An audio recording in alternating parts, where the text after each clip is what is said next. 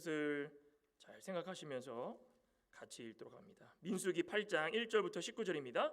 여호와께서 또 모세에게 말씀하여 이르시되 아론에게 말하여 이르라 등불을 켤 때에는 7 등잔을 등잔대 앞으로 비추게 할지니라 하시매 아론이 그리하여 등불을 등잔대 앞으로 비추도록 켰으니 여호와께서 모세에게 명령하신 것 같았더라. 이 등잔대의 제작법은 이러하니 곧 금을 쳐서 만드는 것인데 밑판에서 그 끝까지 쳐서 만드는 것이라. 모세가 여호와께서 자기에게 보이신 양식을 따라 이 등잔대를 만들었더라. 여호와께서 모세에게 말씀하여 이르시되 이스라엘 자손 중에서 레위인을 다려다가 정결하게 하라. 너는 이같이 하여 그들을 정결하게 하되 곧 속죄의 물을 그들에게 뿌리고 그들에게 그들의 전신을 삭도로 밀게 하고 그 의복을 빨게 하여 몸을 정결하게 하고 또 그들에게 수송아지 한 마리를 번제물로 기름 섞은 고운 가루를 그 소제물로 가져오게 하고 그 외에 너는 또 수송아지 한 마리를 속죄 제물로 가져오고 레위인을 회막 앞에 나오게 하고 이스라엘 자손의 온 회중을 모으고 레위인을 여호와 앞에 나오게 하고 이스라엘 자손이 그들에게 안수하게 한 후에 아론이 이스라엘 자손을 위하여 레위인을 흔들어 바치는 제물로 여호와 앞에 드릴지니 이는 그들에게 여호와께 봉사하게 하기 위함이라. 레위인으로 수송아지들의 머리에 안수하게 하고 내가 그 하나는 속죄 제물로 하나는 번제물로 여호와께 드려 레위인을 속죄하고 레위인을 아론과 그의 아들들 앞에 세워 여호와께 요제로 드릴지니라. 너는 이같이 이스라엘 자손 중에서 레위인을 구별하라. 그리하면 그들이 내게 속할 것이라. 내가 그들을 정결하게 하여 요제로 드린 후에 그들이 회막에 들어가서 봉사할 것이니라. 그들은 이스라엘 자손 중에서 내게 온전히 드림받은 자라. 이스라엘 자손 중 모든 초태생 곧 모든 처음 태어난 자 대신 내가 그들을 취하였나니 이스라엘 자손 중에 처음 태어난 것은 사람이든지 짐승이든지 다 내게 속하였음은 내가 애굽 땅에서 모든 처음 태어난 자를 치던 날에 그들을 내게 구별하였음이라. 이러므로 내가 이스라엘 자손 중 모든 처음 태어난 자 대신 레위인을 취하였느니라. 내가 이스라엘 자손 중에서 레위인을 취하여 그들을 아론과 그의 아들들에게 주어 그들로 회막에서 이스라엘 자손을 대신하여 봉사하게 하며 또 이스라엘 자손을 위하여 속죄하게 하였나니 이는 이스라엘 자손이 성소에 가까이 할 때에 그들 중에 재앙이 없게 하려 하였음이니라. 아멘. 레위인을 구별하라입니다. 이 보통 제가 오전 설교를 말씀을 전해드리고 오후는 어떻게 해서든 거기서 조금 가지를 쳐서 주제와 좀 연관될 수 있을 만한 그런 내용들로 오후 예배 설교를 좀 주로 하는데 느끼신 분도 계실 겁니다. 근데 웬만하면 제가 이렇게 연결을 지어가지고 뭔가가 조금 더 이해를 시켜드리려고 애를 쓰고 있는데 오늘 본문은 좀 어렵죠. 근데 어려운 가운데 저희가 알아야 될 몇 가지 사실들이 분명히 있습니다. 야곱의 12 아들 가운데 레위는 이 순서상으로 보면은 세 번째 됩니다. 그죠? 그런데 하나님의 주권 아래에서 특별히 선택을 받아서 아론 계열의 제사장들을 보좌하고 성막에서 일을 할 수 있도록 지명을 받았다. 이거 얼마나 큰 축복입니까? 그죠? 각 지파의 진영에 사실 가나안 땅 들어갈 때 레위인은 땅을 분배받지 못했습니다. 못한 게 아니라 하나님께서 분배해 주지 말라 그랬습니다. 대신에 각 지파별로 다 레위 지파들을 분배를 시켜가지고 그 각각의 진영 안에서 성막과 같은 제단을 지어놓고 그곳에서 그 백성들을 위해서 제사를 드리는 역할을 했던 것이 바로 레위인들이었습니다. 그래서 하나님은 이들에게 어떻게 하라고 말씀하십니까? 구별하여 살아라, 분별하여 살아라. 신신당부를 하셨습니다. 신신당부를. 그 성경적으로 볼 때 레위는 특별한 직분을 맡은 오늘날의 성직자와 같도다 이렇게 얘기를 할 수도 있지만 구속사적으로 볼 때 구원적으로 역사적으로 볼 때는 우리 모든 성도들을 다 말하는 것입니다. 저와 여러분들 한 사람 한 사람 다 지명하여 불러주시고 구별하여서 하나님을 사랑하고 또 말씀을 섬기고 성도들을 다 보좌하는 역할, 서로가 서로를 위하는 역할, 이를 통하여 가지고 하나님의 나라가 잘 세워지는 것, 하나님이 그걸 원하시는 것입니다. 그 일을 감당하는 데 있어 가지고 성도가 최선을 다할 때에 필요한 것이 구별이다, 성별이다.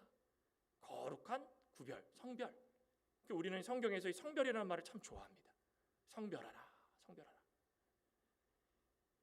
여러분들 잘 아시는 그 오스왈드 챔버스 목사님이 이 구별에 대해서 이렇게 이야기하셨어요. 성별에 대해서. 성별에도 거짓이 있다. 거짓 성별은 일상적인 것을 멀리하면 나중에 사용할 수 있는 어떤 영적인 힘을 쌓을 수 있을 것이라고 착각해서 시작된다. 그러나 이러한 생각은 전혀 돌이킬 수 없는 실수다. 이해가 되십니까?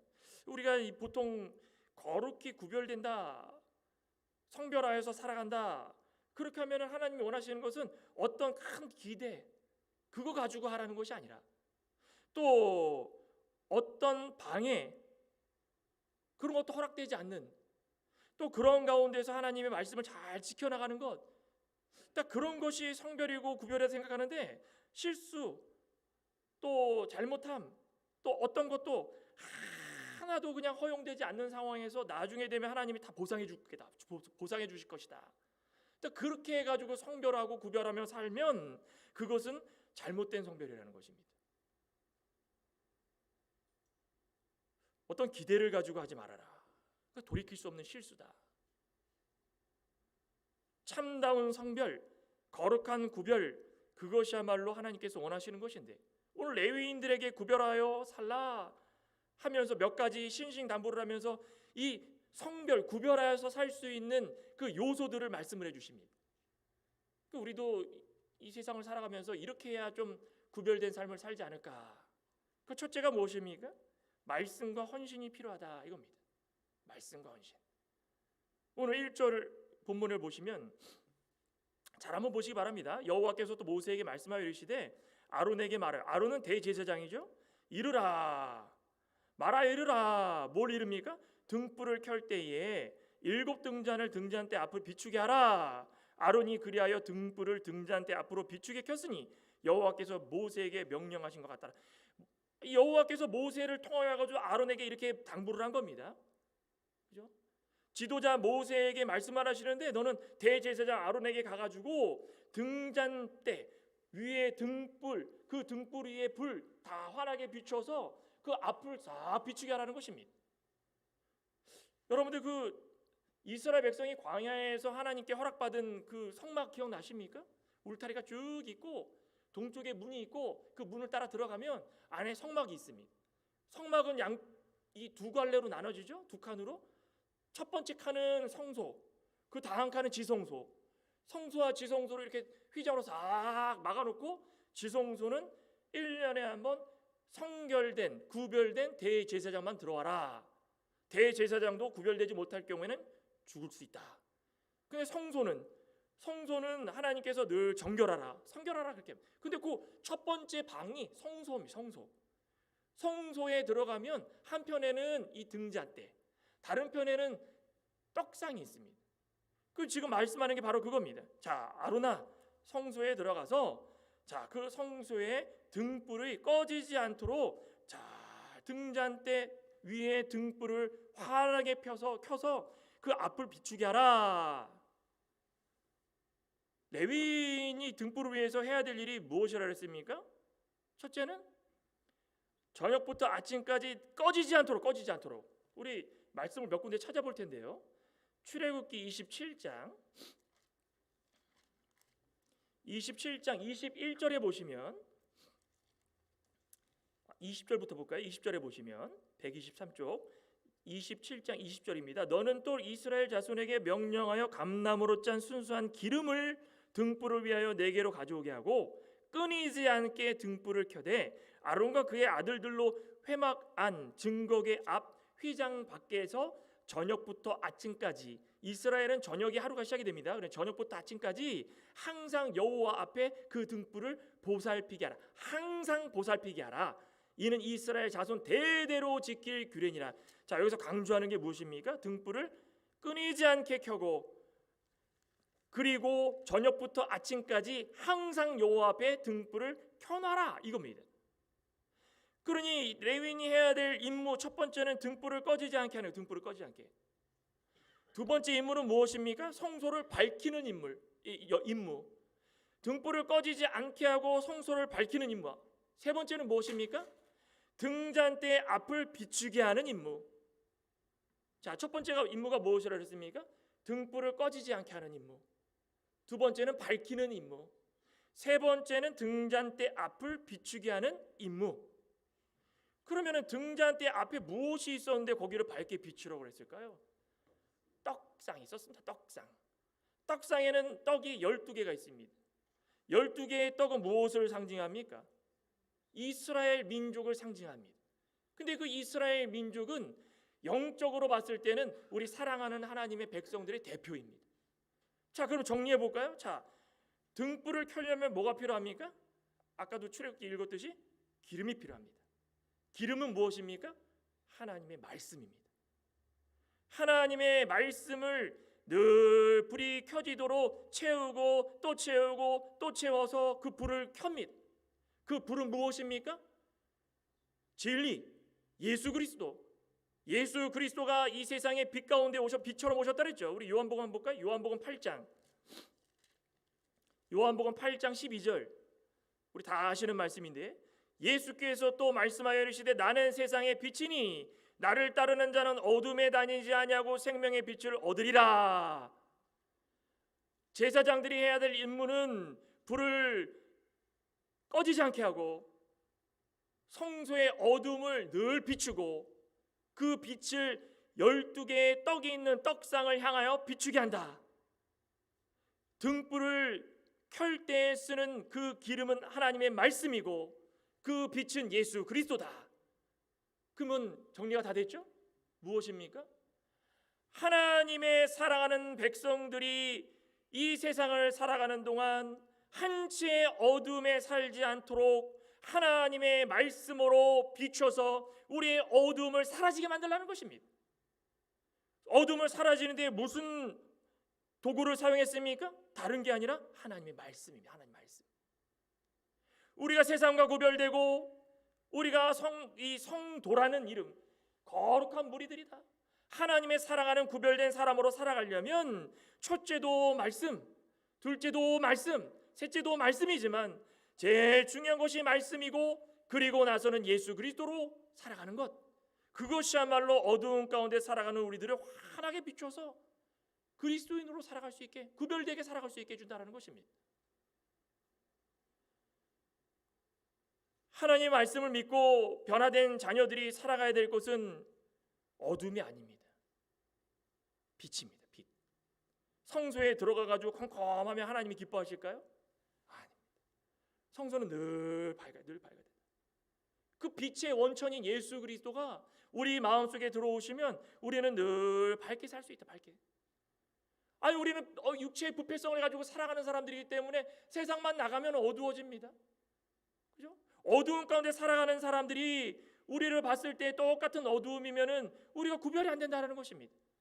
그런데 하나님께서 우리에게 예수 그리스도 빛의 원천이신 그분을 우리에게 주시고 예수 그리스도를 통하여서 우리의 어둠을 쫓아내게 해주시고 쫓아낸 이후에 우리가 어둠이 빛이 어떤 것인지를 구별하게 해주시고 우리도 역시 구별된 삶을 살아갈 수 있게 해주셨다는 것입니다. 우리 마태복음 5장에 그러죠. 우리 산 위에서 예수님께서 제자들에게 말씀하셨을 때에 5장 14절에 너희는 세상의 빛이라. 산 위에 있는 동네가 숨겨지지 못할 것이요 사람이 등불을 켜서 말 아래 두지 아니하고 등경 위에 두나니 이러므로 집안 모든 사람에게 비춰주느니라. 하나님의 말씀을 붙들고 살아가고 예수 그리스도를 사모하며 살아가는 모든 자들은 빛입니다. 어두움과 구별되겠죠? 우리 에베소서 한번 더 찾아볼까요? 에베소서 5장. 우리 2024년을 돌아보면서 우리는 어떻게 살았는가? 에베소서 5장 8절에 보면은 너희가 전에는 어두움이더니 이제는 주 안에서 빛이라. 빛의 자녀들처럼 행하라. 빛의 열매는 무엇입니까? 착함과 의로움과 진실함이다. 우리 2024년 동안 착하고 의롭고 진실하게 사셨습니까? 거짓말은 물론이건 간에 우리가 말씀을 통하여서 하나님께서 우리를 의롭다 칭함받게 해주셨는데 정말 의롭게 사셨습니까? 친구들과 직장 동료들과 주위의 사람들과 교우들과 싸움을 통하여 가지고 우리가 어두움을 잊고 살진 않았습니까? 우리가 만약에라도 어두움이 조금이라도 있었다면 우리가 빛의 자녀라는 것을 깨달아 가지고 그 빛이 비춰줄 때마다 착함과 의로움과 진실함이 드러나고 그 외에 어두운 가운데 사라져야 될 것들이 무엇인지를 구별할 수 있다는 것입니다. 그런데 더 하나 눈여겨봐야 될 게 있습니다. 4절 본문 4절을 보면 이 등잔대의 제작법은 이러하니 곧 금을 쳐서 만드는 것인데 밑판에서부터 끝까지 쳐서 만들어라. 자, 어떻게 만들라고 되어 있습니까? 재료가 무엇입니까? 금입니다. 금은 성경에서 뭘 나타냅니까? 정결, 순결, 그죠? 깨끗함, 더러움이만큼도 없는 것. 근데 어떻게 만들라고 했습니까? 금을 가져다가 쳐서 쪼개가지고 붙이라 그랬습니까? 그냥 쳐서 밑판부터 끝까지 등잔대 어떻게 생긴지 기억하십니까? 대가 이렇게 있으면 이 대에 따라 쭉 올라가가지고 가지치기를 해서 이렇게 되어 있습니다. 기억나십니까? 그래서 7개, 그죠? 하나, 둘, 셋, 넷, 다섯, 여섯, 7. 불이 켜지면 7등이 쫙 켜지는 것입니다. 그 불이 떡상을 쭉 비치고 성소로 밝힐 때에 얼마나 거룩하겠습니까? 근데 그 등잔대를 만들 때에 금을 가지고 쳐서 또 쳐서 밑판부터 시작해서 끊어서 만드는 게 아니라 이어가지고 이렇게 7가지를 만들어서 하나로 만드는 것입니다. 쉽겠습니까? 이게 보통 일이 아닙니다. 뭘 나타낼까요? 빛의 자녀로서 예수 그리스도를 믿고 어두운 가운데 빛의 역할을 감당하며 구별되며 살아가는 모든 자들이 이 세상을 살아나갈 때 어떻게 살아가야 되는가? 우리는 순결, 정결, 우리는 그리스도인으로서 깨끗한 몸으로 살아야 되지만 밑판부터 끝까지 쳐서 만들라, 쳐서 늘 우리를 쳐서 복종시키는 자가 되어야 된다는 겁니다. 또 치고 또 치고 내 생각과 내 주장이 어떠하든지 간에 올라오면 치고 등잔대를 만들 때마다 삐뚤어 만들면 안 됩니다. 하나님께서 원하는 대로 정확하게 일체의 흐트림도 없이 정확하게 올라가가지고 7개의 등이 싹 만들어진다. 7이 무슨 수입니까? 완전수 아닙니까? 하나님께서 원하시는 것은 온전하고 완전한 순종, 온전하고 완전한 헌신이라는 것입니다. 내 고집이 들어가고 내 주장이 들어가고 내 생각이 들어가서 하나님께서 원하시는 일을 그르치지 말라는 것입니다. 빛 가운데 산다고 하면서 빛을 쫙 비춰나가는데 빛을 비추면 이렇게 딱 비추면 어둠이 뭔지 다 구분이 되지 않겠습니까? 어둠이 구분이 됐으면 그거를 쳐가지고 복종시켜서 내 안에 조금이라도 어둠이 있으면 또 쳐서 복종시켜서 금과 같이 순결함을 통하여서 하나님이 기뻐하시는 모습으로 살아가야 될 텐데 내가 세상적으로 아직 만들어지지 못해서 순종하지 못하고 내 고집이 세고 성령의 인도, 통치를 받아야 되는데 성령의 통치가 무엇입니까? 내 고집을 버리라는 것입니다. 나를 버리라는 것입니다. 내 안에 내가 아닌 그리스도, 그죠? 사도 바울이 그러지 않았습니까? 그런데 이걸 아직 못해서 무슨 일만 있으면 나를 쳐서 복종시키기보다도 다시 어두운 가운데 살아가는 걸 너무 편안하게 생각합니다. 등불 꺼버립니다. 그죠? 다 꺼버리고. 여러분도 한번 해보십시오. 집에서 불 다 끄고 가만히 있으면 너무 편해서 잠이 오지 않습니까? 그거 똑같습니다. 우리 믿음 생활에 있어서도 늘 쳐서 복종시키고 긴장하라, 긴장. 불 다 꺼놓고 어두운 가운데 있으면 구별해야 안 되니까 그냥 이렇게 사나 저렇게 사나, 이거 뭐 얼굴에 뭐가 붙어있나 안 붙어있나, 옷이 뭐 길지 이렇게 서 있거나 뭐 말거나 상관없습니다. 그냥 그대로 있는 겁니다. 근데 불이 딱 켜지면은 얼굴에 밥풀이 붙어 있으면 띄어야 되고, 그죠? 이에 고춧가루가 껴 있으면 띄어야 되고, 넥타이가 삐뚤어져 있으면 바로 잡아야 되고, 여성분들은 화장을 하는데 눈썹을 이렇게, 그죠? 아니 어두워 아무것도 안 보여가지고 눈썹 이쁘게 그린다고 그렸는데 이렇게 올라갔습니다. 근데 빛이 쫙 비춰졌더니 삐뚤어졌네. 그럼 지우고 다시 그립니다.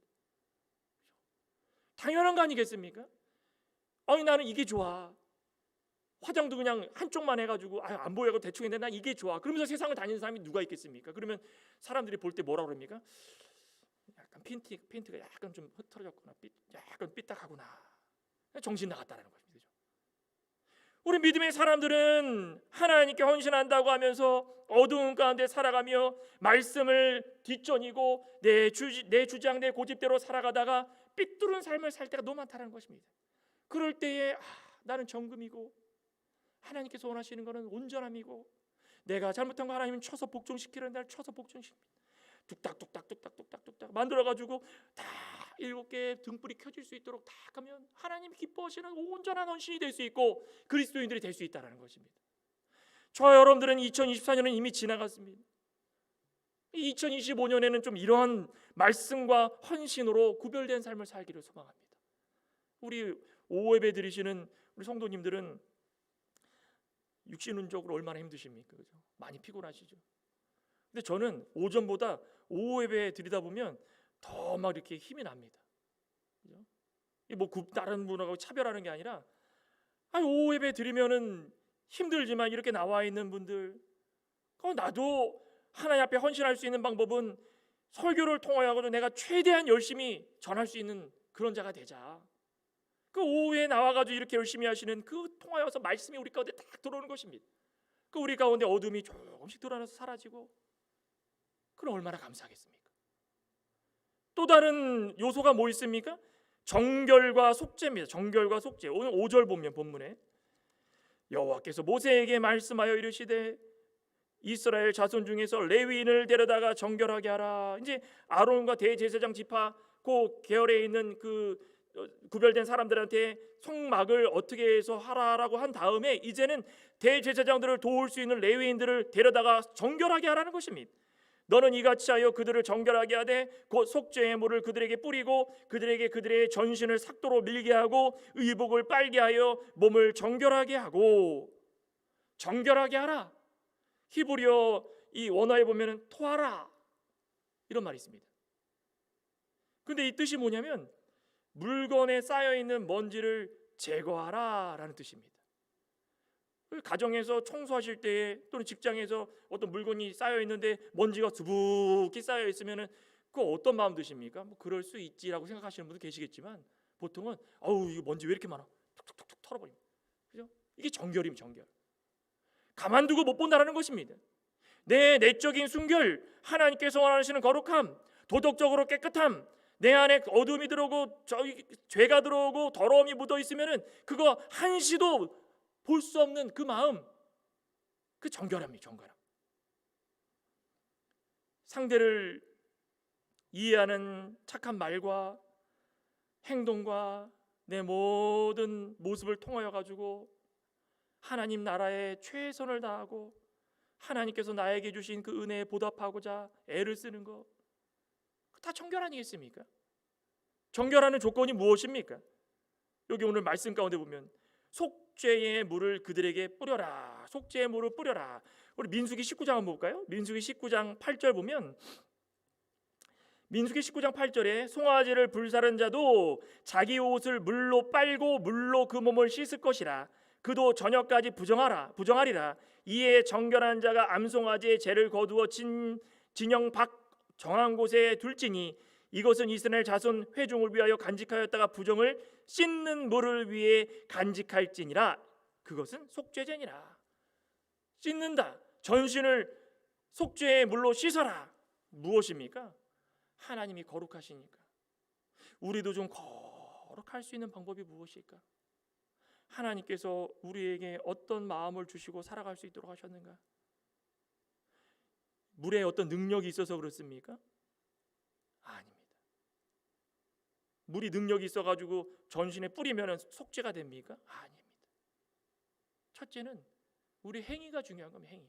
하라 그랬을 때 직접 순종하는 그 행위가 중요하고, 둘째는 그 죄를 씻기 위해 가지고 예수 그리스도가 이 세상에 오셔서 십자가상에 달려 죽으시고 피 흘리셔서 그 피가 십자가에 묻어짐으로 말미암아 우리의 죄가 정결케 되었다라는 그 구속의 은혜를 믿는 것입니다. 그래야 우리가 물을 뿌릴 때에 속죄할 수 있는 것처럼 우리의 죄가 깨끗함 받은 것을 다시 한번 믿고 그 소망을 품고 살아갈 수 있다는 것입니다. 예수 그리스도의 피입니다. 또 어떻게 하셨습니까? 전신을 삭도로 싹 밀랍니다. 몸에 있는 모든 털들을 싹 밀어버리는, 무슨 뜻입니까? 과거를 청산하라는, 과거를 청산하라. 과거에 어떻게 살았는지 간에 하나님 앞에서 진실하고 죄를 자복하고 숨김없이 용서함 받을 수 있는 상태가 되어라는 것입니다. 죄를 짓고도 숨기고 죄를 짓고도 뻔뻔하게 고개를 들면서 하나님 제가 무엇을 잘못했나요? 그런 것이 아니라 하나님께서 원하시는 것은 과거에 어떻게 살았는지 내가 되묻지는 않겠다. 대신에 너가 죄를 회복할 때 완전히 하나님께 회복해라, 회개해라. 그러면 내가 그 삶을 회복시켜 주실 것이다. 또 어떻게 하라 했습니까? 의복을 빨게 하여 몸을 정결하게 하라. 우리 레위기 한번 찾아볼까요? 레위기 14장 7절입니다. 레위기 14장 7절에 나병에 대해서 나옵니다. 나병에서 정결함을 받을 자에게 7번 뿌려 정하당하고 그 살아있는 새는 들에 놓여올지며 정결함을 받는 자는 그의 옷을 빨고 모든 털을 밀고 물로 몸을 씻을 것이라. 그리하면 정하리니 그 후에 진영에 들어올 것이나 자기 장막 밖에 이레를 머물 것이요. 율법에 나와 있는 규례 가운데에 특별히 이 나병 환자에 관련돼서 기록된 것입니다. 오늘 오전에도 그 얘기했죠. 문둥병에 걸려서 어찌할 줄 모르다가 자신이 언영 나았다 싶으면 대제사장에 가가지고 몸을 보이는 것입니다. 몸을 보였을 때 대제사장이 나았다라고 하면 그 사람은 자유의 몸이 되는 것입니다. 그때 어떻게 합니까? 정결 의식을 통해 가지고 이 나은 것에 대해서 모든 자들에게 선포하는 겁니다. 그죠?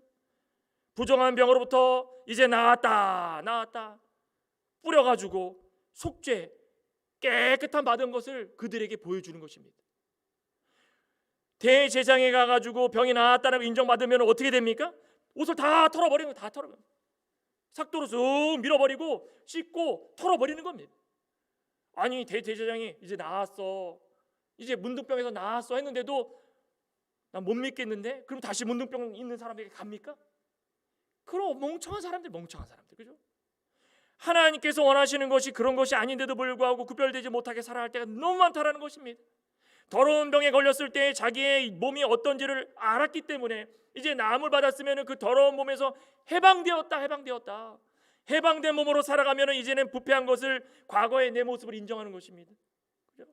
오늘 오전에도 시몬 문둥병자 그랬죠. 예수님을 초대했을 때 나는 문둥병자였습니다. 똑같은 겁니다.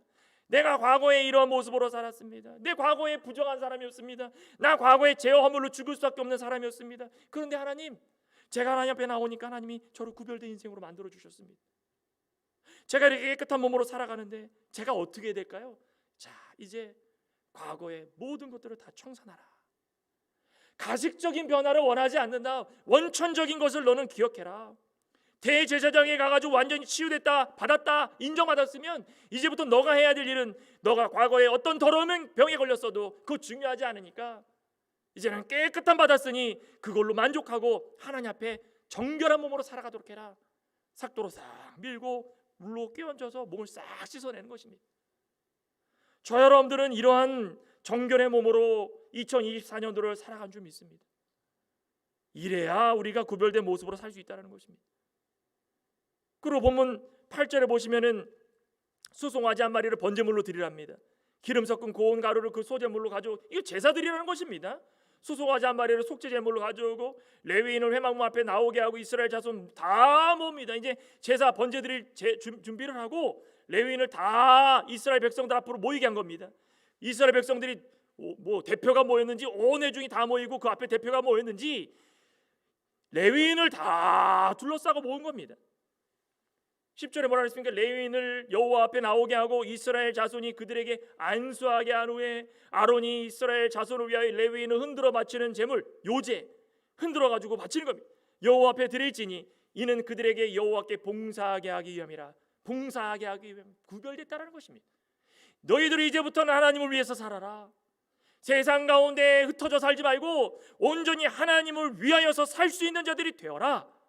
모든 자들 앞에 인정을 받고 모든 자들이 머리에 안수람을 통하여서 그 구별됨을 선포하는 것입니다.